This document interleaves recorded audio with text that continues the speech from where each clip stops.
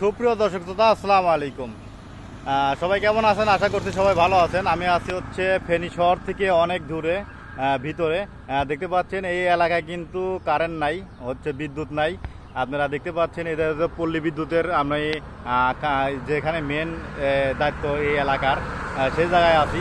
এই জায়গায় এখনও কিন্তু পানি দিয়ে ডুবে গেছিলো অর্ধেক পর্যন্ত। এই যে ট্রান্সমিটার, বড় বড় ট্রান্সমিটারগুলো দেখতেছেন আপনারা, এই বড় বড় ট্রান্সমিটারগুলোও কিন্তু আসলে মাঝামাঝি পানি ছিল। এর জন্য কিন্তু এখনও পর্যন্ত এখানে কিন্তু কারেন্টের ব্যবস্থা হয় নাই। এই রাস্তাটা দেখতেছেন, এই রাস্তাটা কিন্তু আপনার হচ্ছে 10-12 দিন ধরে হচ্ছে আটকা ছিল। আজকে রাতে হচ্ছে এই রাস্তাটা ক্লিয়ার হয়েছে, এখন গাড়ি চলাচল করতে পারতেছে। হয়তো কিছুক্ষণের মধ্যে এই বিদ্যুতের লাইন হয়তো চলে যাবে। কারেন্ট আছে, শহরের ভিতরে কারেন্ট আছে, কিন্তু শহর থেকে অনেক ভিতরে ছাগলনিয়া গ্রামে, এই গ্রামে হচ্ছে ফেনী শহরের অনেক ভিতরে ছাগলনিয়া গ্রামে, এই গ্রামে আসছিলাম। দেখতে পাচ্ছেন এখানে কিন্তু আসলে ডুবে একবারে জায়গাগুলো এখনও স্যাঁতস্যাঁতে জায়গা আছে। এই জায়গাগুলো কিন্তু পল্লী বিদ্যুতের লোকজন ভিতরে কিন্তু আসলে ওরা কাজ করতেছে।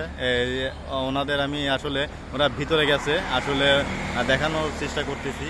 ওনারা আসলে কাজ কাম করতেছে, হয়তো কিছুক্ষণের মধ্যে কারেন্ট যাবে, নাহলে কিন্তু আসলে মানুষ কিন্তু খুব কষ্ট করে যাদের আছিল জেনারেটর দিয়ে মোটর পানি উঠায় অনেক কষ্টে চলতেছে, এর বাড়িতে ওর বাড়িতে।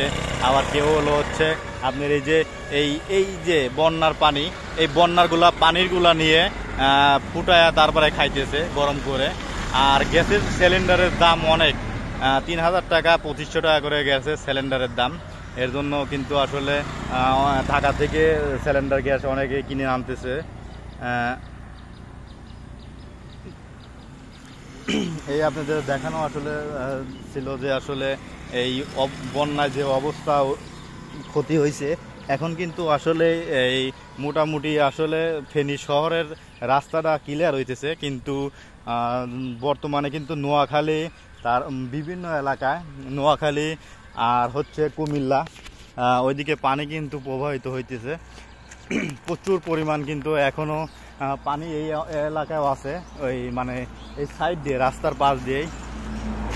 আপনাদের আমি আসলে দেখানোর চেষ্টা করি। দেখেন এখনো কিন্তু এই যে অঞ্চল, এই অঞ্চলে কিন্তু এখনো পানি, দেখেন পানির অভাব নাই। এই পাশে বিলকে বিল, খালি পানি আর পানি। দেখতে পাচ্ছেন এই যে পানি, আসলে কারেন্টের লাইনের তার কিন্তু একবারে চকের ভিতর দিয়ে গেছে। এর জন্য কিন্তু ওরা যাচাই বাছাই করে তারপরে কিন্তু হচ্ছে কারেন্ট দিতেছে। কারণ এখানে যদি আসলে কারেন্ট দেয়, অনেকেই পানিতে যদি স্পষ্ট লাগে, শর্ট লাগে, কিন্তু সে মারা যাবে।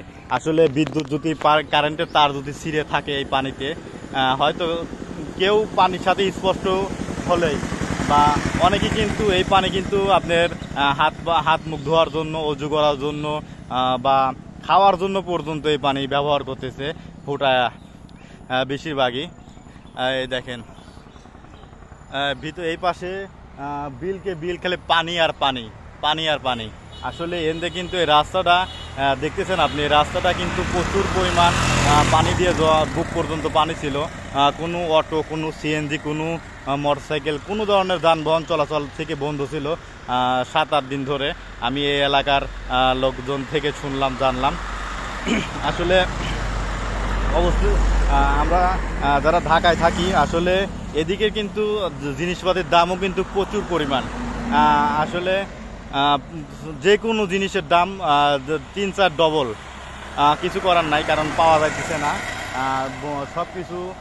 অনেকের দোকান আছিল শহরের ভিতরে কিন্তু পানি ছিল, মাজাতনিত পানি ছিল, দোকানের ভিতর পানি দেয়া, তেল লবণ সব কিছু কিন্তু অনেকেই পানির সাথে ডুবে গেছে, অনেকেই সরাইতে পারে নাই, পানির সাথে হয়ে গেছে।